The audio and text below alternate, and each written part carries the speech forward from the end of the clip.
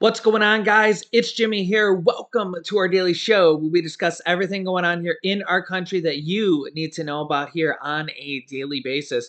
We got a lot going on here in our country right now. The Senate confirms a major addition to NATO. The president signs an executive order, which is going to affect one of the most major issues going on here in our country today. And Senator Kyrsten Sinema, we're getting major details here on the Inflation Reduction Act of 2022. All this and more in this episode. So if you haven't subscribed to our YouTube channel yet, make sure to click the subscribe button down below and the bell icon so you don't miss out on new videos here. It's completely free to do so. Let's jump right in. Here we go.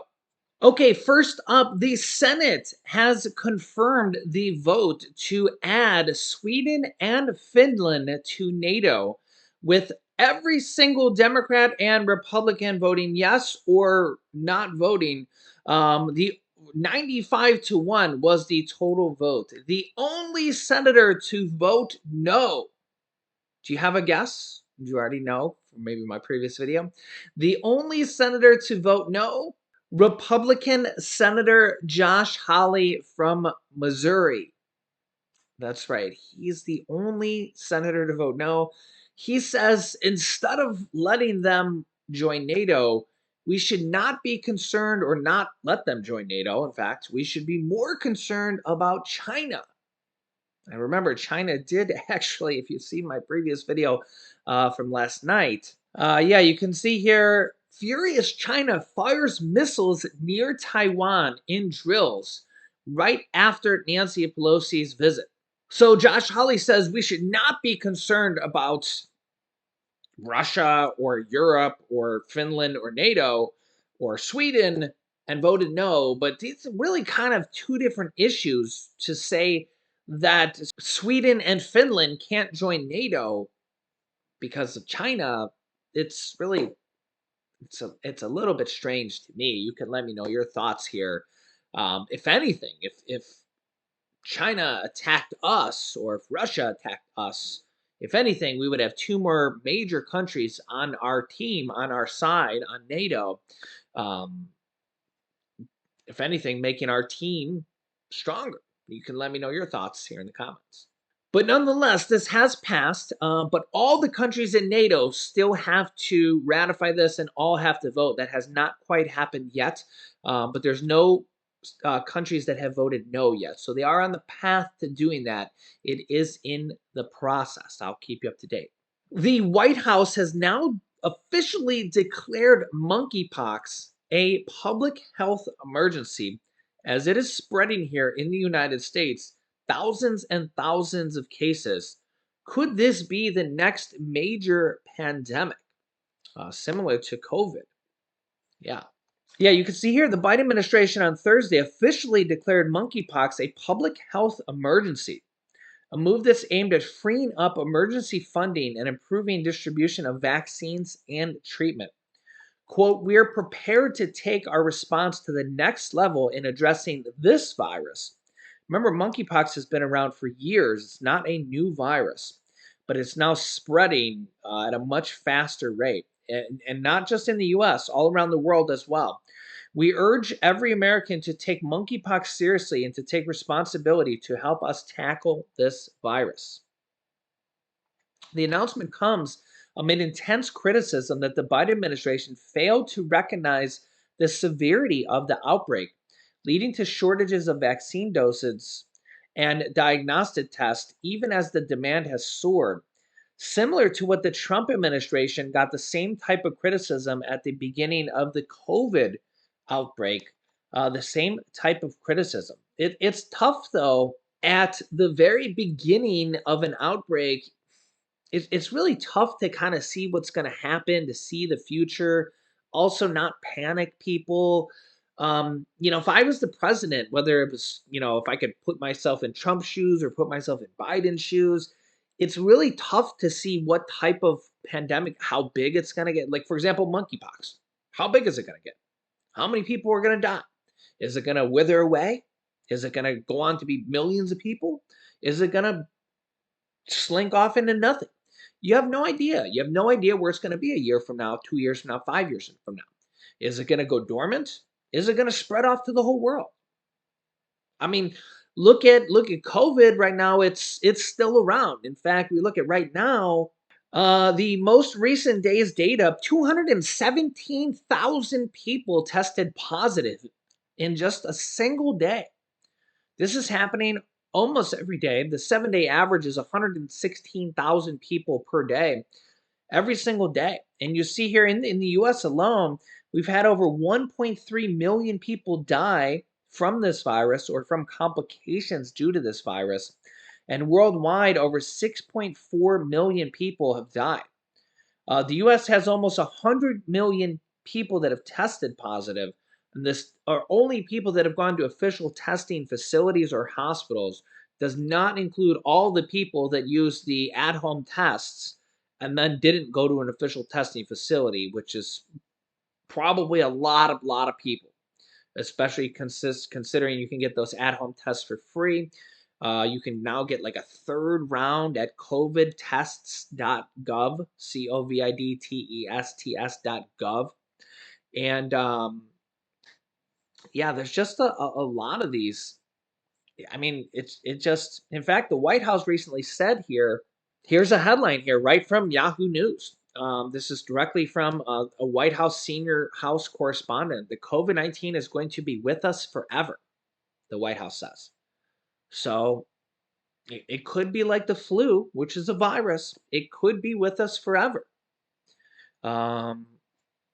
Maybe it'll go away at some point. Maybe we'll find a vaccine or something that might send it into remission, and but maybe not.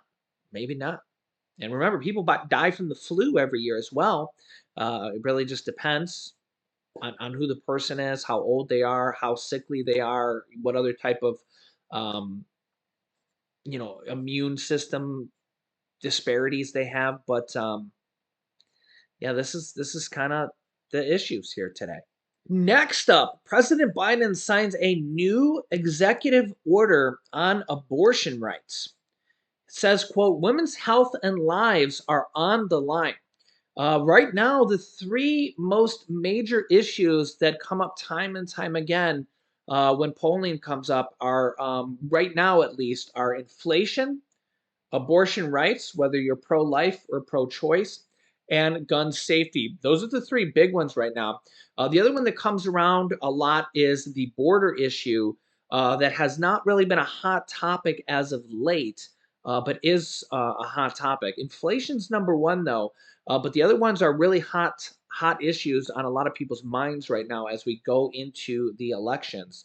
Here's what President Biden, this information on the executive order has. Today, I'm signing the second executive order I'm about to sign that responds to the healthcare crisis that has unfolded since the Supreme Court overturned Roe and that women are facing all across America. Healthcare crisis is, it's hard for me to even understand how they think this. Healthcare crisis is women can't choose, can't get an abortion even in the case of incest, even in the case of rape. But it goes beyond that. There are a lot of women who take prescriptions prescribed by their doctors and have been taking for some time for other conditions, for arthritis, for epilepsy, for Crohn's diseases. And in many cases, these prescriptions are not being filled. Say a 25-year-old woman, her doctor prescribes medication for epilepsy, has been doing it for a while. She goes to the pharmacy. The pharmacist won't fill the prescription because the same medicine could also cause a miscarriage. So she's not getting the medicine she needs for her epilepsy, whether she's pregnant or not. The pharmacy has no right to do that. Just yesterday in Idaho, the Justice Department filed a lawsuit to make sure that pregnant women facing serious threats to their health can get the medical care they need in Medicare-funded emergency rooms. Under federal law, no woman, whether pregnant or not, no matter where she lives, should be turned away or denied necessary treatment during a medical crisis. The Justice Department stepped in to make sure that this extreme state law criminalizing abortion does not put women's health and lives at risk in these situations. This executive order Also helps women travel out of state for medical care. Secretary Becerra is going to work with states through the Medicaid to allow them to provide reproductive health care for women who live in states where abortions are being banned in that state. The executive order makes sure healthcare providers comply with federal laws so women don't face delays or denials of medically necessary care. And this executive order advances research and data collection to evaluate the impact of this reproductive health crisis is having on maternal health and other health conditions and outcomes. This executive order builds on the first one I signed last month that created this task force in the first place. And that also will help safeguard access to health care, including the right to choose and contraception, promote safety and security of clinics, patients, and providers, protects patients' privacy and access to accurate information.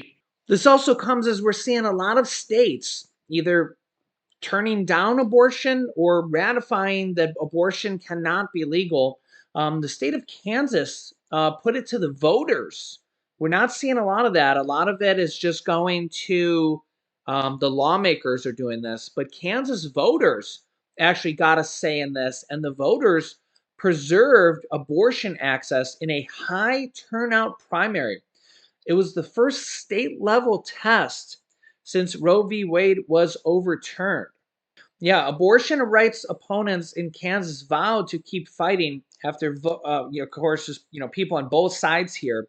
But voters here decisively rejected removing the right to abortion from the state constitution in the first state level test since the Supreme Court overturned federal abortion. And this is, I think, a good way to do this. Let the people of each state decide. As of Tuesday morning, almost 300,000 Kansases casted ballots, compared to in the 2018 primaries, only 89,000 people had voted early. So, like 3 times as many people had cast ballots for this. Wow, this just shows how important this is, or at least one of the issues. The value of them both amendments centered on a 2019 Kansas Supreme Court ruling that protected abortion under the state constitution. If the amendment would have passed, it would have given the state's Republican-controlled legislature the power to pass new abortion restriction. With 99% of the expected votes counted, no was 59% and yeses were 41%. I personally think that's a great way to decide on the voting way to do it. Let the people vote on each state. If it's better than the lawmakers, which is only a few handful of people, let the people vote. So let me know your thoughts here.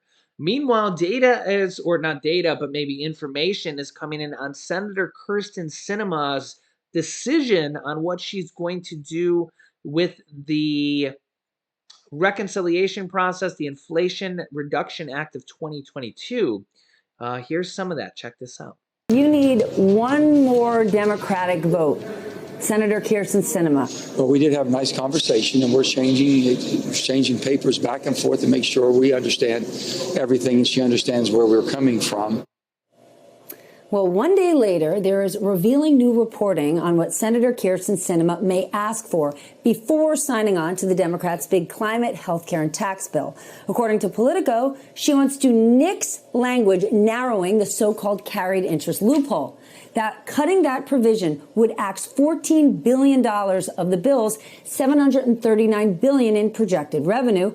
It would also hook up the private equity industry.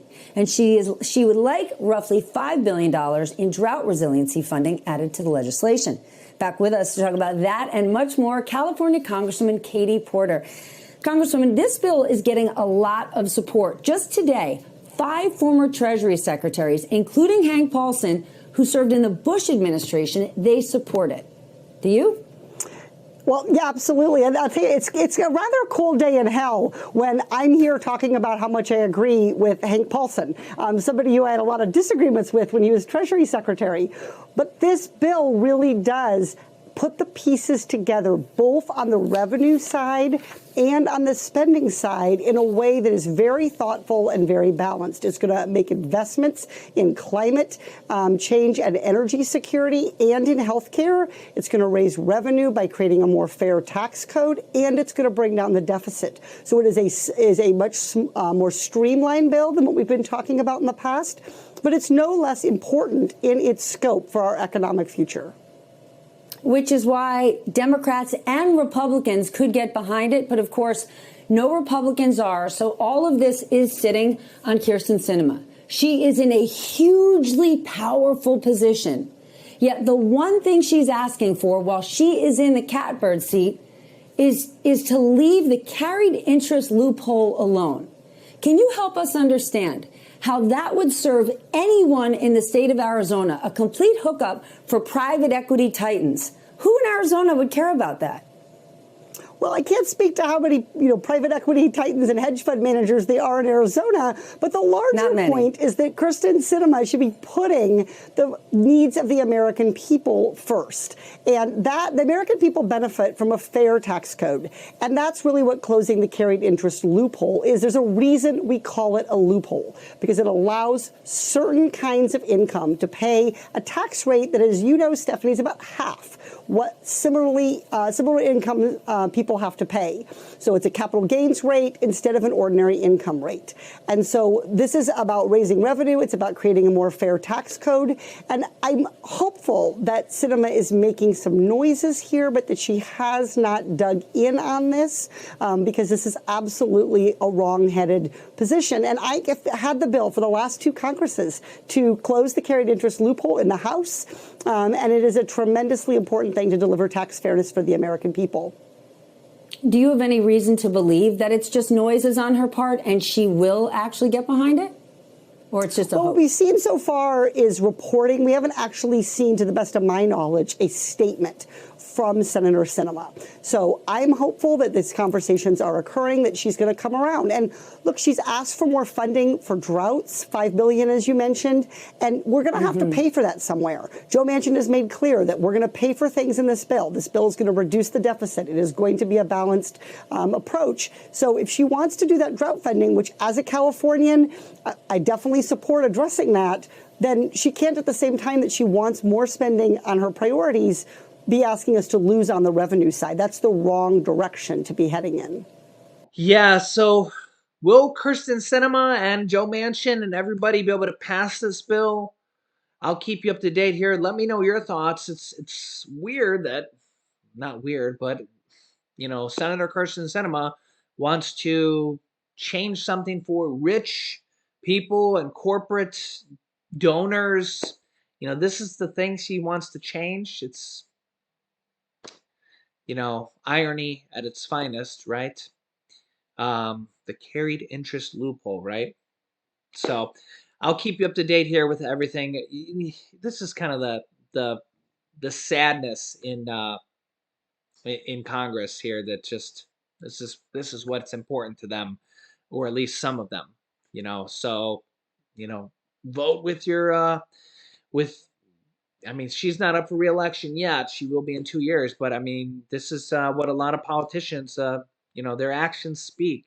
So keep this in mind. So I'll keep you up to date here with everything. Make sure to subscribe down below to our YouTube channel. It's completely free to do so. And click the bell icon so you get notifications when we go live. I'll keep you up to date here with everything going on here in our channel, on our YouTube channel at 10 a.m., 3 p.m., and 8 p.m. Eastern Standard Time is when new videos come out here.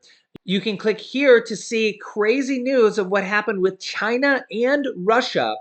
And you can click here to see my newest stimulus check video of millions and millions of people that are going to be getting stimulus checks. So click on one of those videos next. Thanks for watching, guys, and I'll see you in the next video.